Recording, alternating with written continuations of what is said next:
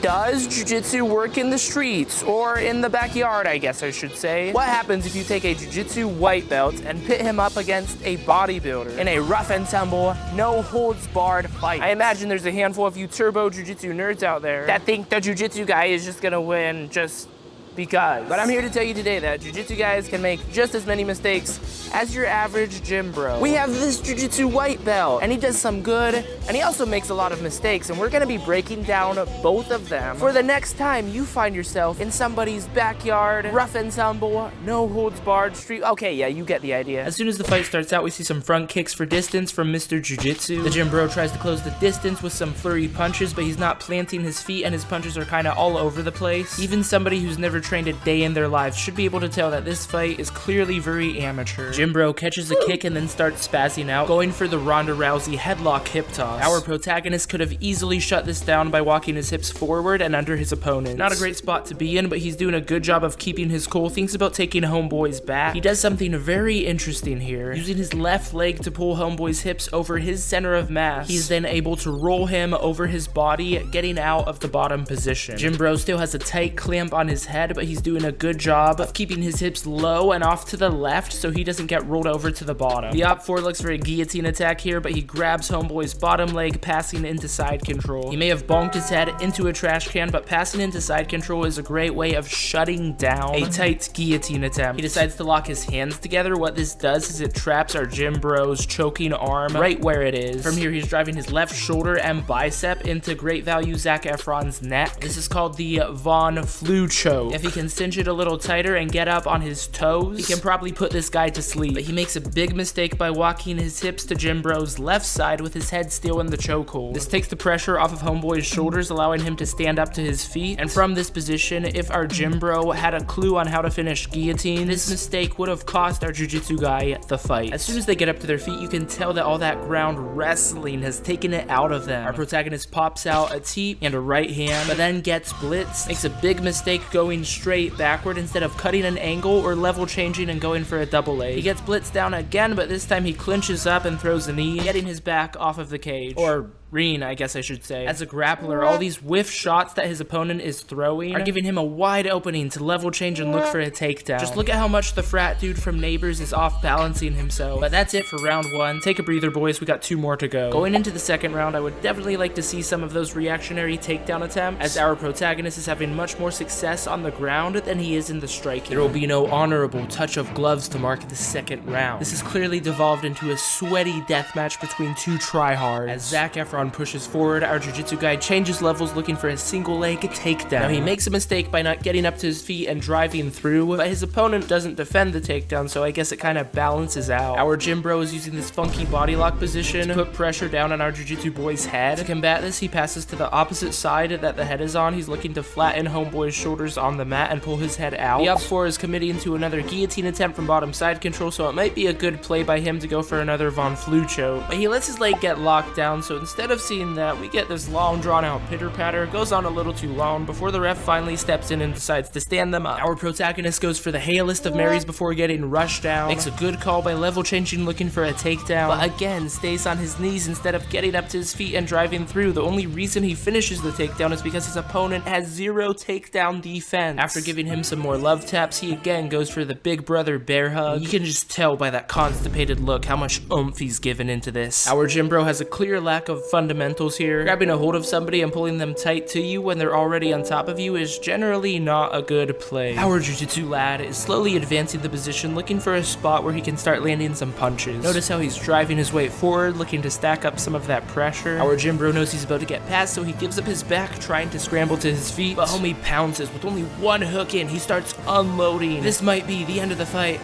Oh, but it's the end of the round. Hey you should probably subscribe. Going into this final round, our jiu-jitsu protagonist has seemed to be controlling the fight. He has adjusted nicely to those round 1 blitzes, level changing to get some takedowns. I'd like to see him capitalize more on those good positions in this round. We get the big double fist. It's all about the respect out here. Jiu-Jitsu Lad uses that front kick nicely to keep his personal space from being encroached upon. He is leaving his chin wide open to anybody that knows how to strike. Thankfully, his opponent clearly does not. Goes for a front kick to the face, but gets taken down. Our gym bro has flipped the script. Let's see what he can do to get off of his back. The up 4 is not controlling his hips at all, which allows him to go to turtle. Since he's been finishing takedowns from turtle all day, I say this is not that bad of a spot for him. He's got a tight clamp on homie's right knee. If he can walk his hips to the back, he should be able to finish this takedown. Our gym bro putting up a little bit of a fight, but as he grabs the right hand, our man traps it and rolls, coming up on the top position. Gotta give him a hand for that. That is picture perfect form. He immediately looks to attack his opponent's arms, but is making a mistake by not addressing the bottom hip. Our gym bro has a really easy escape from here, just trapping homeboy's right leg, putting it in his half guard. Like they say in chess, a mistake is only a mistake if it gets punished. Speaking of which, he's getting some nice top control and some good ground and pound. Our bodybuilder does not like that in the slightest, so he turns to his back, going into turtle, looking for some sort of scramble escape. Our jiu-jitsu lad is on him like Donkey Kong, driving his way into him, keeping him flat on the dirt. But our gym bro has a death grip on homie's gloves. Super annoying spot to be in. He's just grabbing a hold of those MMA gloves, and as you can tell, those grips are kind of tight. He's able to get those hands back, taps him on the ear a couple times, making him turn, giving up his full back. Thinks about going for the rear naked choke, but he's kind of off to the side, and as he adjusts, get those MMA gloves tied up again. He would really like to free those hands and go to Pound Town, and just like that, the fight is over. Unfortunately, did not get the finish, but was able to control the fight, getting the obvious dub. Now, he did make a lot of mistakes, but he was able to adjust, going further into the fight, and clearly showed he is the better fighter. Now, if there's one thing that you should have learned from today, it's that you should definitely subscribe to the channel.